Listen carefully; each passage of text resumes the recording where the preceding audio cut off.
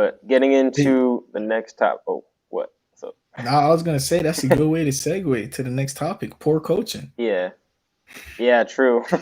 Getting into the Celtics issues, there's quite a few in my opinion. Honestly, I got a few noted. I think, yeah, I do.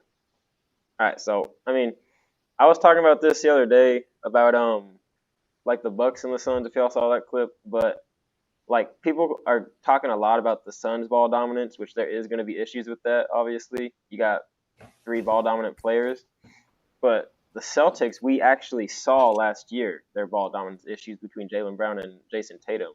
And I feel like a lot of people are just putting that off, like it never happened, and just moving into the new season. And I What? feel like What issues? the ball dominance between Jaylen Brown and Jason Tatum, because Jaylen Brown was trying to act like he was the number one player on that team last year, and that's kind of what messed them up. Oh yeah, I think it. Yeah. Okay. Okay. Okay. I see what you mean. I'll let you finish. Yeah, yeah, and then I mean they do have centers. You got, I mean, I feel like Porzingis is more of a power forward, but you got like Al Horford and like Luke Cornett. They don't have like a very good center in a centers league, in my opinion, which is what that is now. Like I feel like the league slightly is turning into a centers league, and if you don't have at least a decent center to keep up with Jokic and Embiid and like the big players like that, just not going to work out. And then, like you said, coaching.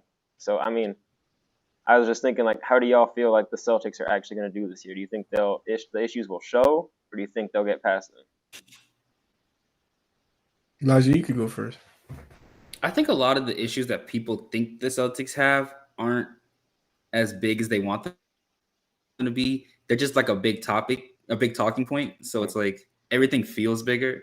In reality, like a lot of things that people say are issues for the Celtics are like are pros for other people's teams, which doesn't make sense to me. Mm-hmm. They have switchable bigs. Almost every one of their bigs can play the 4 and 5. Kristaps is a great interior rim protector, not a great Mm-hmm. post defender, but you have Al Horford there, who's a really good post defender, and he can also go out into the perimeter a little bit with other bigs. Not saying he's Yeah. guarding wings and anything, but with other big men, he's very good at that. So I don't think that's the issue. Luke Cornett in the preseason has looked really good for them, especially offensively.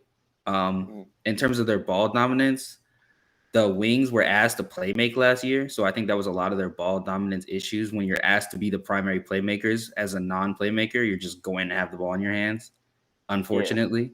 You now have Drew Holiday, and I'm not saying he's like the greatest playmaker, but he's good for his position. He's solid. Yeah, he is very good for his position. Yeah. For in terms of coaching, I mean, Joe's not great, but he was also put in a No. very bad position last year. He was like literally a guy who was just chilling until like the very last minute, was thinking, I'm gonna be assistant coach. I'm not worried about this. All of a sudden, Ime's down a week before training camp begins, and now you're stuck, and you're pretty much forced to just take over a team with championship aspirations, which is a bad situation for any coach, much less a rookie coach. So I think year two, he's had an entire year with the team, knows their strengths and weaknesses, got to build players that he wants personally, for his game plan. I think we're going to see better coaching from Joe this year. So I'm not too worried. I'm not too worried about the Celtics. That's fair. Joe, man, I'm not. I don't like how he's just trying to put his imprint on the Celtics team. In my opinion, Ime Udoka, he was mainly a defensive coach, and Joe is mainly like an offensive coach from what I watch. Mm-hmm. And I just felt like, just take the blueprint that Ime gave you. It's not that hard. Maybe then on the offensive side, you could cook up some better stuff than him, but I feel like he's just trying to change them too much. And like Elijah said, Drew is a good playmaker for his position, but he's a great one in the league actually. Like, now you're gonna ask Tatum to be a secondary ball handler, which is what he should be. Maybe even a tertiary ball handler, if you could do it.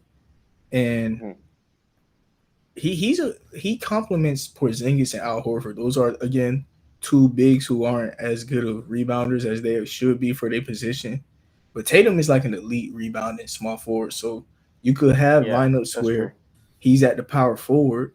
You got Brown at the 3, White at the 2, Drew at the 1, and you could put in Horford or Porzingis, who are both stretch fives. So that also helps out with them not being the greatest playmakers. They have so much space. Like Mhm. that Celtics team, they got a bunch of things that they got more pros than cons, obviously, but their biggest cons, they are somewhat scary because Drew, he's able to shoot you out of a playoff series, but he plays such Yeah. good defense that he doesn't really shoot you out, but like he shoots you.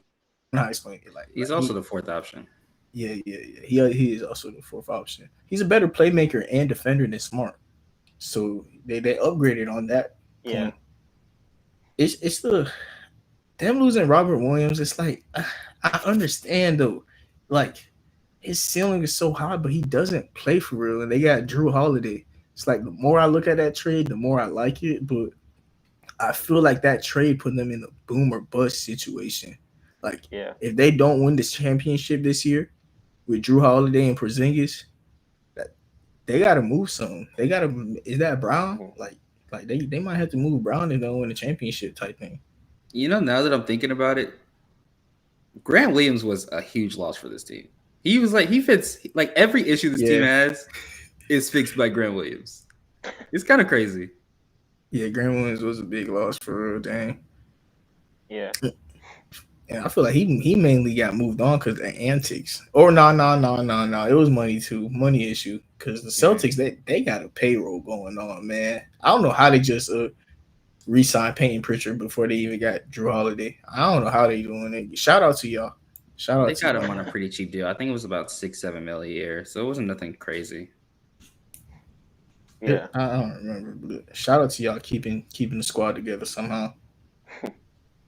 And then they also lost Robert Williams. This